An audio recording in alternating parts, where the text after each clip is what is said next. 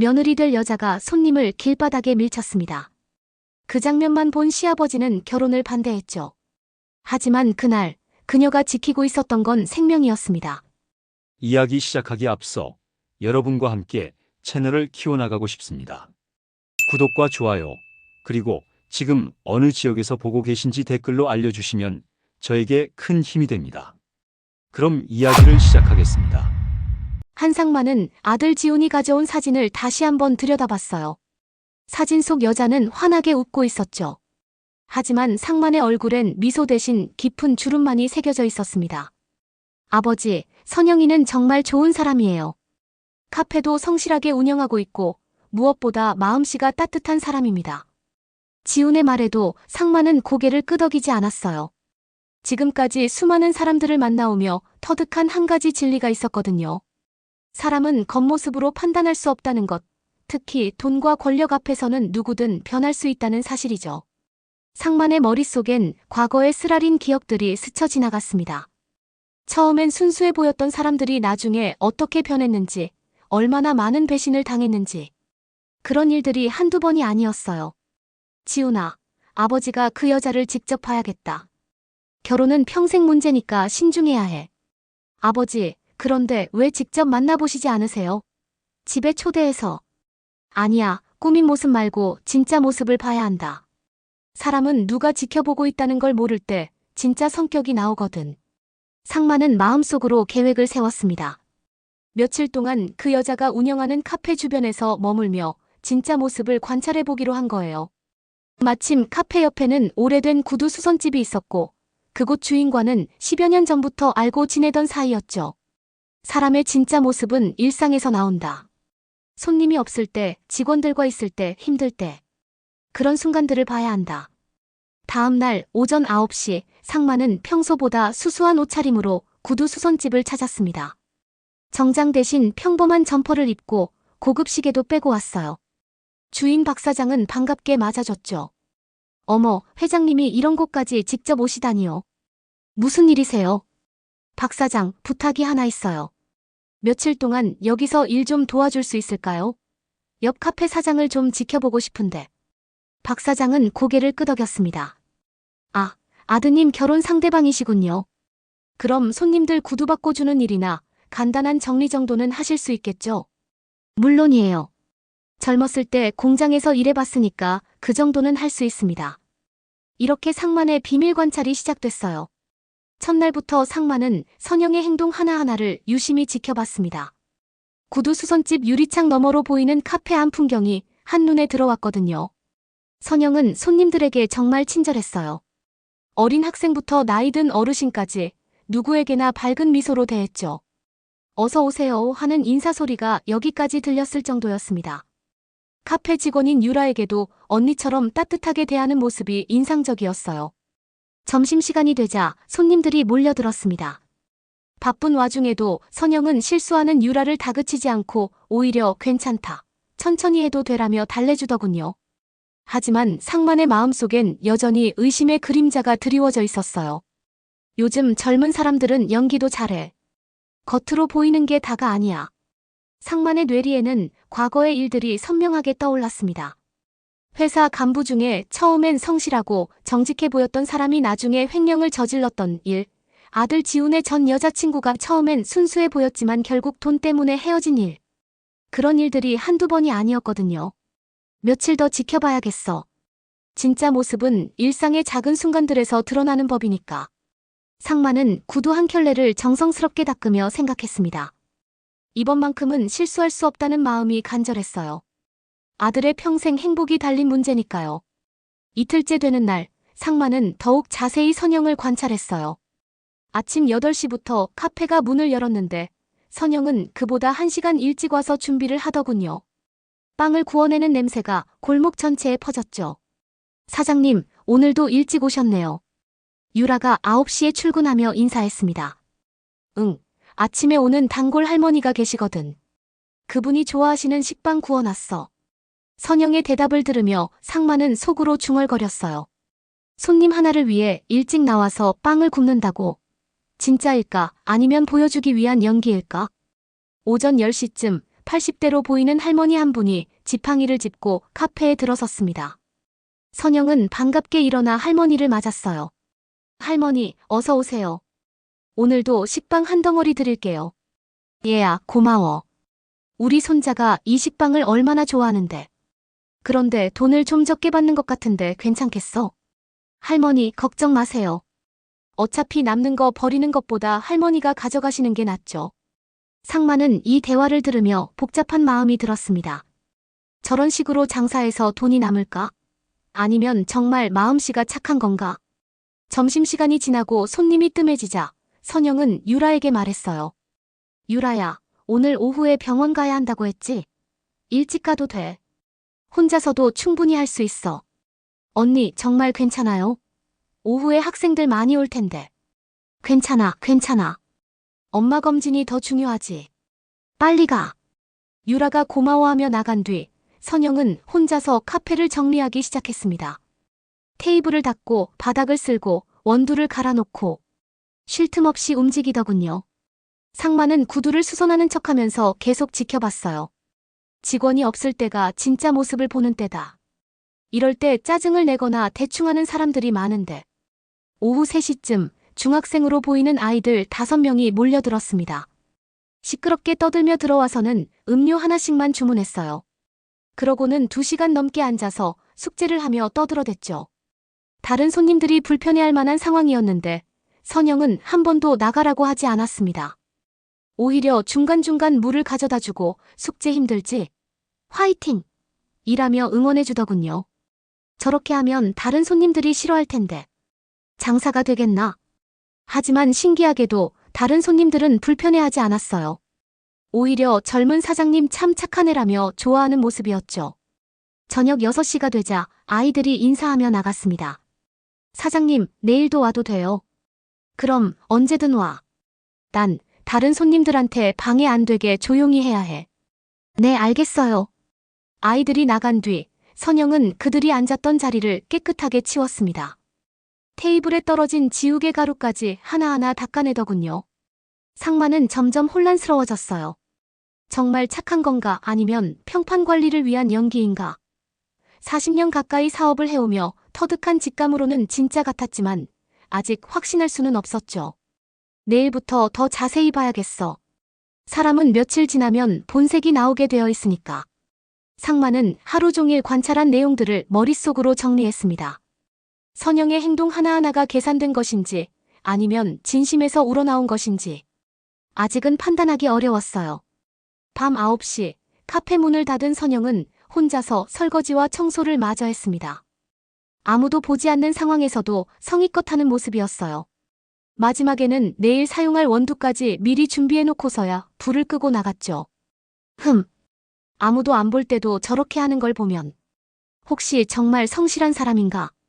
상만의 마음속 의심이 조금씩 흔들리기 시작했습니다. 사흘째 되는 날 오후 상만에게는 평생 잊을 수 없는 장면이 벌어졌어요. 오후 2시쯤 카페 앞 인도에 80대로 보이는 할아버지 한 분이 비틀거리며 나타났습니다. 박춘배라는 이름의 그 할아버지는 동네에서는 유명한 분이었어요. 치매 증상이 있어서 가끔 길을 잃고 헤매시곤 했거든요. 그날도 박춘배 할아버지는 어딘가를 찾는 듯 두리번거리며 걸어가고 계셨어요. 그런데 문제는 인도가 아닌 차도 쪽으로 향하고 계시다는 거였죠. 상마는 구두 수선집 안에서 그 모습을 보고 있었습니다. 저분 위험한데 누군가 말려야 하는 거 아닌가?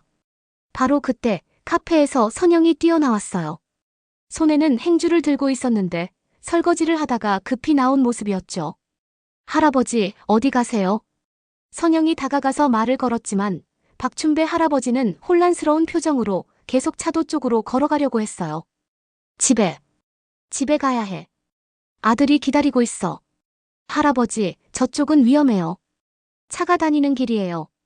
선영이 할아버지의 팔을 잡고 말렸지만 치매 증상 때문에 상황을 이해하지 못하시는 것 같았어요. 오히려 더 흥분하시며 팔을 뿌리치려고 하셨죠. 왜 못 가게 해? 집에 가야 한다고. 할아버지가 큰 소리로 외치며 선영의 손을 뿌리쳤습니다. 그 바람에 균형을 잃은 할아버지가 뒤로 넘어지면서 엉덩방아를 찌으셨어요. 바로 그 순간을 상만이 봤던 거예요.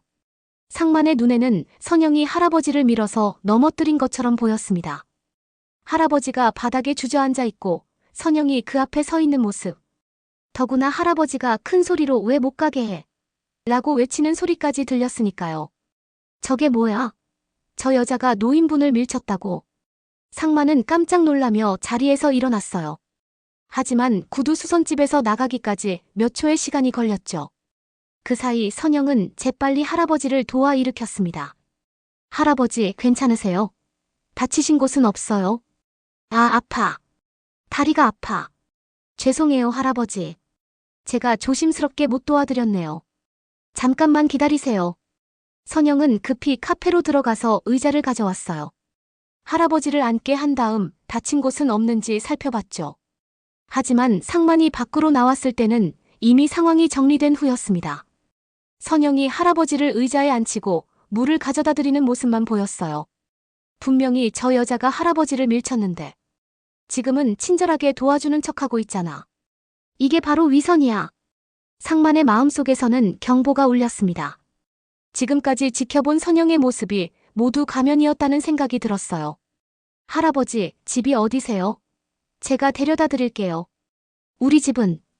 우리 집은 어디지? 박춘배 할아버지는 여전히 혼란스러워하셨어요.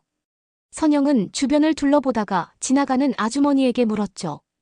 혹시 이 할아버지 어디 사시는지 아세요? 아, 그분은 골목 안쪽에 사세요. 치매가 있으셔서 가끔 이러시거든요. 제가 데려다 드릴게요. 아주머니와 선영이 함께 할아버지를 모셔드리는 동안 상만은 구두 수선집으로 돌아갔습니다. 하지만 마음은 복잡했어요.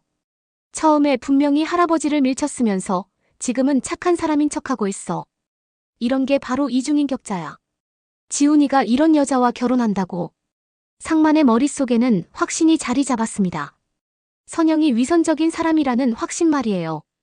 겉으로는 착하고 친절해 보이지만 실제로는 노인을 함부로 대하는 무례한 사람이라고 판단했죠. 그날 밤 상만은 잠을 이루지 못했어요. 아들에게 뭐라고 말해야 할지, 어떻게 이 결혼을 막아야 할지.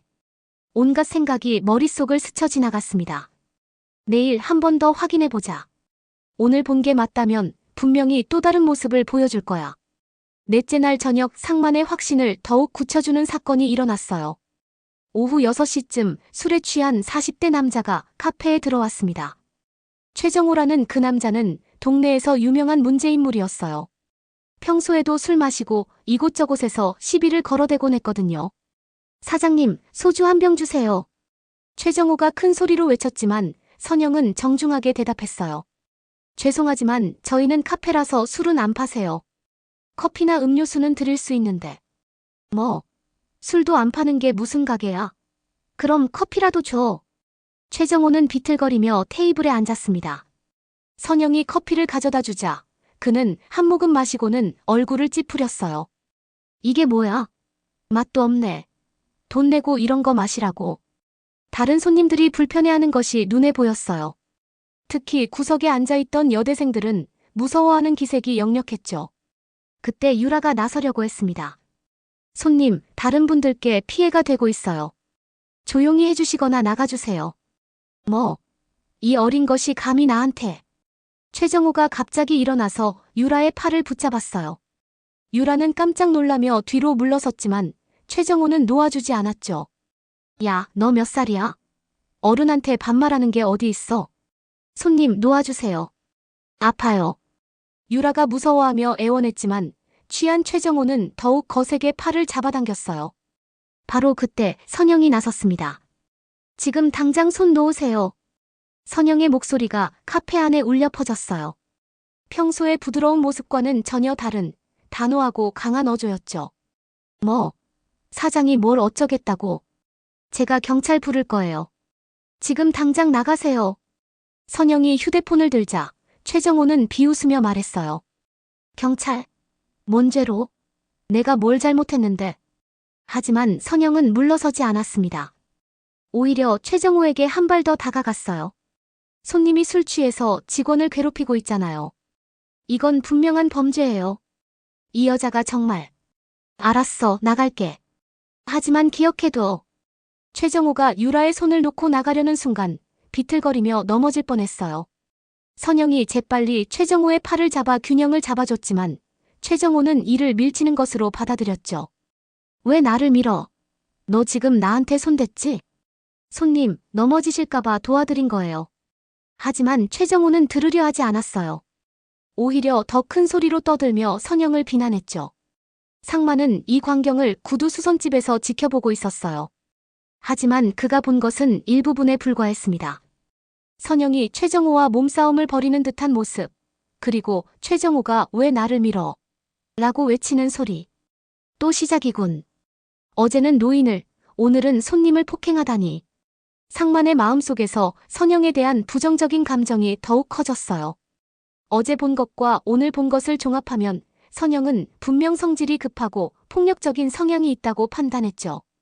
최정호가 나간 뒤 선영은 유라를 달래며 괜찮은지 확인했습니다. 유라야, 많이 놀랐지? 다친 곳은 없어. 언니 괜찮아요. 언니가 도와주셔서. 미안해. 내가 더 빨리 나섰어야 했는데. 앞으로는 이런 일 생기면 바로 경찰 부를게. 다른 손님들도 선영의 대처를 칭찬했어요. 사장님 정말 용감하시네요. 저런 취객한테 맞서다니. 직원분 지키시려고 하신 거죠? 정말 대단해요. 하지만 상만의 생각은 달랐습니다. 겉으로는 직원을 보호한다고 하지만 실제로는 손님한테 폭력을 쓴 거야. 저런 사람과 우리 지훈이가 결혼한다고. 그날 밤 상만은 지훈에게 전화를 걸었어요. 지훈아, 아버지가 며칠 동안 그 여자를 지켜봤는데. 글쎄, 좀 문제가 있는 것 같아. 아버지, 무슨 말씀이세요? 선영이가 뭘 잘못했다는 거예요? 그 여자는 속이 다르다. 겉으로는 착해 보이지만 실제로는 성질이 급하고 폭력적이야. 아버지, 그럴 리 없어요. 선영이는 절대 그런 사람이 아니에요. 하지만 상만은 자신이 본 것을 확신했어요. 이틀 연속으로 문제 상황을 목격했으니까요. 지훈아, 결혼은 신중하게 생각해봐. 아버지가 사람 보는 눈은 있거든. 전화를 끊은 뒤 상만은 깊은 한숨을 쉬었습니다. 아들을 지키기 위해서라도 이 결혼은 막아야 한다고 생각했어요. 상만은 그날 밤부터 지훈과의 대화에서 선영 이야기만 나오면 얼굴을 굳혔어요. 며칠 전까지만 해도 그 여자 괜찮은 것 같은데 라던 말투에서 그 여자는 안되로 완전히 바뀌었죠. 아버지, 도대체 선영이가 뭘 잘못했다는 거예요? 구체적으로 말씀해주세요. 지훈이 답답해하며 물었지만 상만은 자세한 설명을 피했어요. 아들아, 아버지가 사람 보는 눈이 있다고 했잖아. 그냥 내 말 믿어라. 아버지, 그런 식으로는 이해할 수 없어요. 저는 선영이와 결혼할 거예요. 안 돼. 절대 안 돼. 상만의 반대는 날이 갈수록 더 강해졌습니다. 평소 아들의 의견을 존중해주던 상만이었는데 이번만큼은 물러서지 않았어요. 한편 선영은 왜 시아버지 될 사람이 갑자기 차가워졌는지 알 수 없어 혼란스러웠습니다. 지훈을 통해 들은 이야기로는 처음엔 괜찮다고 하시더니 갑자기 태도가 바뀌었다는 거예요. 지훈아, 내가 뭔가 잘못한 게 있을까? 아버님이 왜 갑자기? 선영아, 내 잘못이 아니야. 아버지가 좀 까다로우신 분이라서 그래. 시간이 지나면 이해해 주실 거야. 하지만 선영의 마음은 무거웠어요.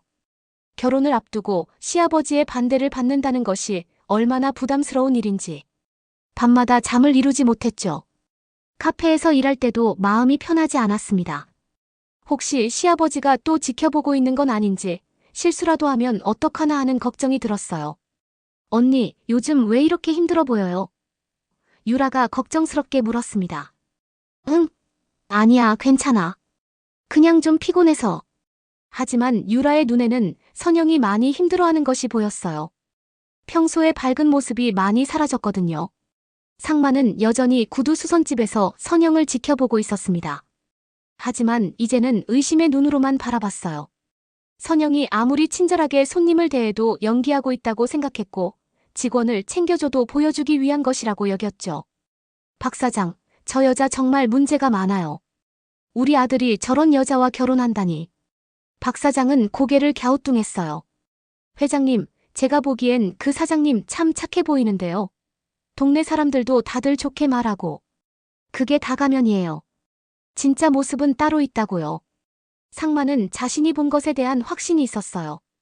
2번이나 문제 상황을 목격했으니까요. 일주일이 지나자 지훈이 직접 아버지를 찾아왔습니다. 아버지, 이제 정말 이유를 말씀해 주세요. 선영이가 도대체 뭘 잘못했다는 거예요? 지훈아, 그 여자는 겉과 속이 달라. 평소에는 착한 척하지만 진짜 모습은 성질이 급하고 폭력적이야. 폭력적이라니요? 선영이가요? 그럴 리 없어요. 내가 직접 봤어. 노인분을 밀쳐서 넘어뜨리고 손님하고 몸싸움하는 것도 봤다고. 지훈은 아버지의 말을 믿을 수 없었어요. 자신이 아는 선영과는 전혀 다른 모습이었거든요. 아버지, 뭔가 오해가 있으신 것 같아요.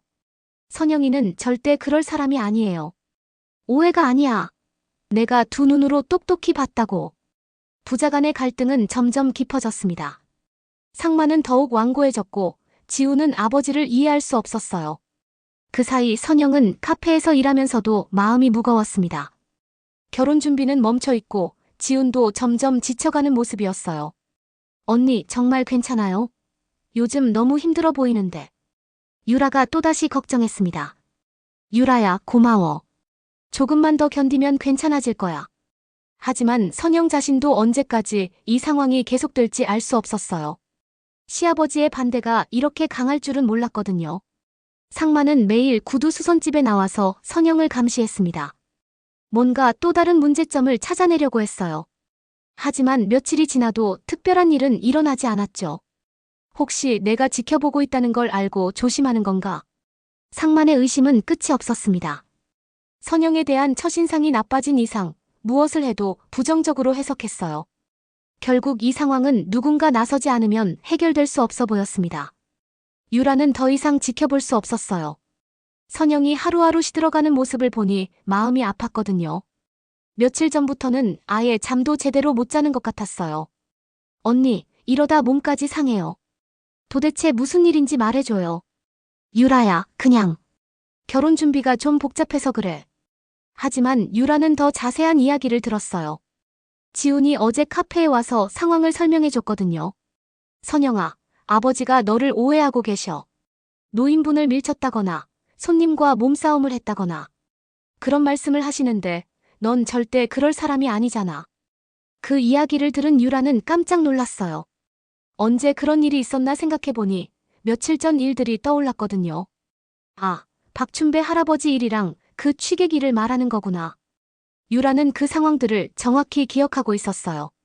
선영이 얼마나 할아버지를 도우려고 애썼는지, 자신을 보호하기 위해 얼마나 용감하게 나섰는지.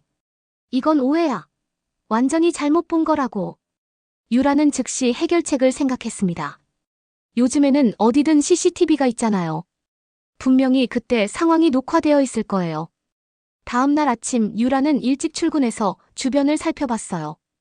카페 앞 꽃집에 CCTV가 하나 있고 구두 수선집에도 하나 있더군요. 먼저 꽃집 사장님을 찾아갔습니다. 사장님, 죄송한데 부탁이 하나 있어요. 며칠 전 CCTV 영상 좀 볼 수 있을까요? 무슨 일인데? 유라는 상황을 자세히 설명했어요. 선영이 오해를 받고 있다는 것, 결혼까지 위태로워졌다는 것.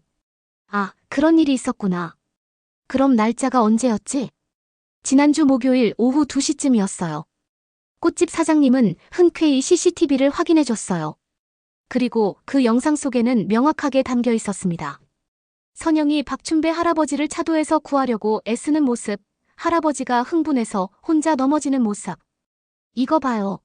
언니가 할아버지를 밀친 게 아니라 도우려고 한 거예요. 아, 정말 그렇네. 저 사장님이 할아버지 생명을 구한 거구나. 이어서 구두 수선집 사장님에게도 부탁했어요. 취객 사건 때의 영상도 확인하고 싶다고요. 그때 일이라. 잠깐만. 구두 수선집 CCTV에는 카페 내부는 잘 안 보였지만 입구 쪽은 어느 정도 보였어요. 최정호가 유라를 괴롭히는 모습, 선영이 나서서 보호하는 모습이 그대로 담겨 있었죠. 이것 봐요. 언니가 저를 보호해준 거예요. 유라는 두 영상을 모두 휴대폰으로 촬영했어요. 이제 이걸 지훈에게 보여주면 오해가 풀릴 거라고 생각했거든요. 바로 그날 저녁 유라는 지훈에게 연락했습니다. 오빠, 중요한 거 보여드릴 게 있어요. 언니 오해 푸는데 도움될 거예요. 지훈은 반신반의하며 카페로 왔어요. 유라가 보여준 영상을 보는 순간 지훈의 표정이 완전히 바뀌었습니다. 이게 진짜야? 네, 오빠. 아버님이 오해하신 거예요. 언니는 할아버지도 구하고 저도 보호해 주신 거라고요. 지훈은 영상을 여러 번 반복해서 봤어요. 아버지가 본 것과 실제 상황이 이렇게 다를 수가 있다니. 선영아, 미안해. 아버지가 이렇게 큰 오해를 하고 계셨구나. 선영은 영상을 보며 눈물이 났어요. 억울했던 마음이 한꺼번에 풀리는 기분이었거든요.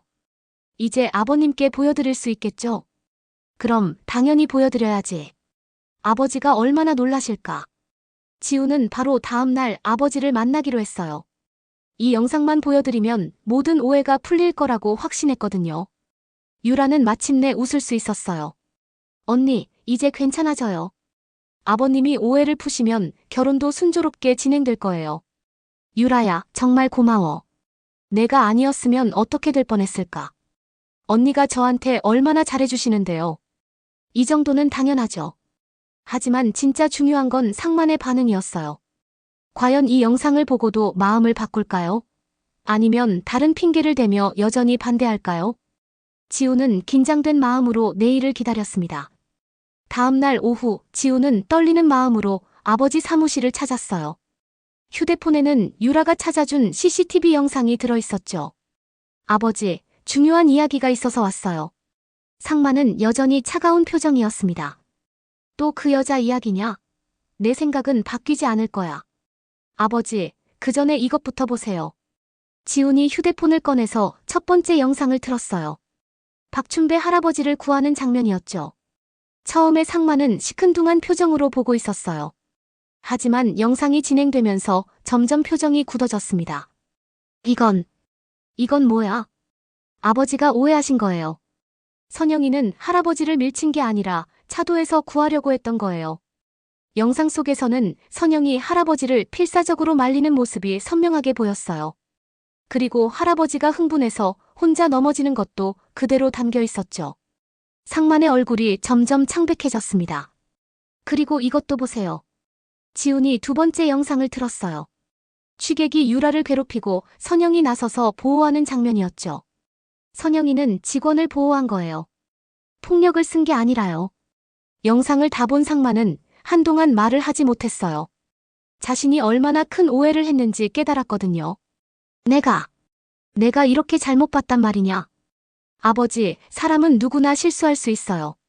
하지만 이제라도 진실을 아셨잖아요. 상만은 손으로 얼굴을 감쌌습니다. 지난 일주일 동안 얼마나 선영을 오해했는지, 얼마나 상처를 줬는지 생각하니 견딜 수 없었어요. 지훈아, 나는 정말 바보였구나. 아버지, 그 여자가, 아니, 선영이가 생명을 구한 거였구나. 그리고 직원을 지켜준 거고. 내가 그걸 폭력으로 봤다니. 상만의 목소리가 떨렸어요. 평생 사람을 보는 눈이 있다고 자부했는데 이렇게 큰 실수를 저질렀다는 게 믿어지지 않았거든요. 아버지, 이제 선영이를 이해해 주실 수 있죠? 이해는 무슨. 내가 사과해야지. 어떻게 이런 실수를. 상만은 일어나서 사무실 안을 왔다 갔다 했어요. 머릿속이 복잡했거든요. 지훈아, 선영이가 지금 어디 있어? 카페에 있을 거예요. 왜요? 당장 가서 사과해야겠어. 이런 오해를 일주일씩이나 방치했다니. 지훈은 아버지의 변화된 모습에 놀랐어요. 평소 자존심이 강한 아버지가 이렇게 나서서 사과하겠다고 하다니. 아버지, 급하게 가시지 마시고 마음을 정리하시고 가세요. 아니야, 하루라도 더 늦출 수 없어. 그 아이가 얼마나 마음고생했을까. 상만은 재킷을 입고 사무실을 나섰어요. 지훈도 황급히 따라 나섰죠. 아버지, 제가 같이 가요. 고맙다, 지훈아. 내가 좋은 사람을 만났구나. 차 안에서 상만은 계속 한숨을 쉬었어요. 내가 사업은 잘해도 사람 보는 눈은 없었나 보다. 이런 실수를 하다니. 아버지, 누구나 실수할 수 있어요. 중요한 건 이제라도 깨달으신 거죠. 상만은 창밖을 보며 생각했어요. 선영에게 어떻게 사과해야 할지, 어떤 말로 용서를 구해야 할지. 카페에 도착하기까지 10분이 걸렸지만 상만에게는 하루같이 길게 느껴졌습니다. 상만과 지훈이 카페에 들어서자 선영은 깜짝 놀랐어요. 평소 차가운 시선으로 바라보던 시아버지가 갑자기 찾아온 거니까요. 아버님, 어떻게? 상만은 선영을 보는 순간 가슴이 먹먹해졌어요.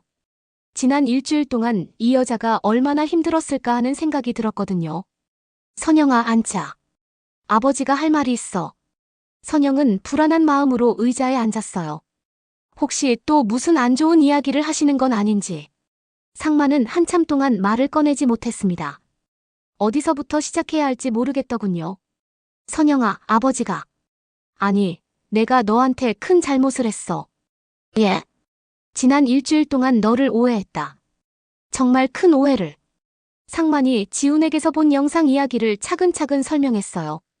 자신이 어떻게 잘못 봤는지, 어떤 오해를 했는지. 할아버지를 구하려던 내 모습을 폭력으로 봤고, 직원을 지키려던 내 행동을 문제 삼았어. 내가 정말 바보였구나. 선영의 눈에서 눈물이 흘러내렸어요. 억울했던 마음이 한꺼번에 터져나오는 것 같았거든요. 아버님. 선영아, 미안하다. 정말 미안해. 내가 우리 가족을 지킨 사람이었는데 내가 그걸 몰라봤어. 상만도 목이 메어왔어요. 평생 이렇게 진심으로 사과해 본 적이 없었는데 이번만큼은 정말 마음에서 우러나오는 사과였어요. 아버님, 괜찮아요. 오해하실 만했어요. 괜찮지 않아. 내가 한 일주일 동안 너를 얼마나 힘들게 했는데. 정말 용서해달라. 유라도 옆에서 눈물을 흘리고 있었어요. 언니가 이렇게 힘들어했는데 이제야 오해가 풀렸다니. 상만은 자리에서 일어나 선영에게 깊숙이 고개를 숙였습니다. 선영아, 너는 정말 훌륭한 사람이야. 우리 지훈이가 너 같은 사람을 만난 게 정말 다행이다. 아버님, 고개 드세요. 저야말로 좋은 가족을 만나게 되어서 감사해요. 상만이 고개를 들자 선영이 일어나서 그의 손을 잡았어요. 아버님, 저 정말 지훈 오빠를 사랑해요. 그리고 아버님도 제 아버지처럼 모시고 싶어요. 고맙다, 정말 고마워. 이제부터는 내 딸이야. 부자와 며느리가 서로 손을 잡고 눈물을 흘리는 모습을 보며 지훈도 감동했어요. 이런 날이 올 줄 몰랐거든요. 그날부터 상만은 완전히 달라졌어요. 결혼 준비를 적극적으로 도와주고 선영을 친딸처럼 아꼈죠. 결혼식 날 상만은 하객들 앞에서 자랑스럽게 말했습니다. 여러분, 저희 며느리 선영이를 소개합니다. 이 사람은 남의 생명을 구하고 약한 사람을 보호하는 정말 훌륭한 사람입니다.